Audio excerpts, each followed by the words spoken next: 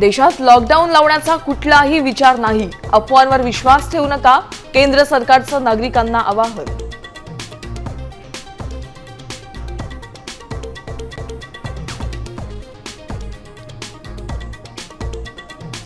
Petrol आणि डिझेलचे दर नियंत्रणात ठेवण्यासाठी केंद्र सरकारचा मोठा निर्णय। पेट्रोलवरील उत्पादन शुल्कात 10 रुपयांची तर डिझेलवरील शुल्क 0वर।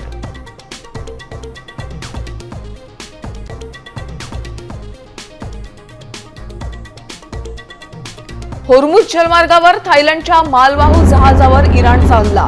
5 देश सोडून इतर देशांवर होर्मुझ ओलांडण्यासाठी इराणकडून मोठ्या कराची मागणी।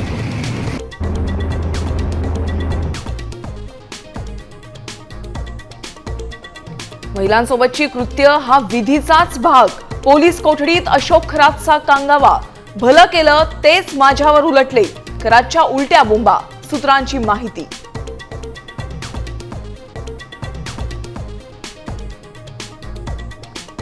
शंकराचा अवतार असल्याचं सांगत पुण्यात वसईच्या भोंदूबाबाकडनं महिलेवर अत्याचार। ऋषिकेश वैद्यचा पोलिसांकडून शोध सुरू।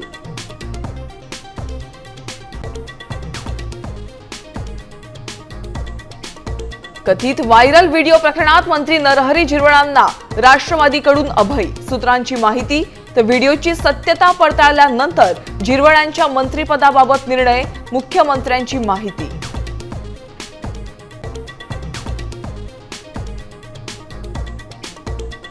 आणि राज्यात 30 मार्च नंतर वादळी वाऱ्यासह पाऊस आणि गारपीट। पुणे वेधशाळेनं वर्तवला अंदाज। मध्य महाराष्ट्र, मराठवाडा आणि विदर्भात पावसाचा इशारा।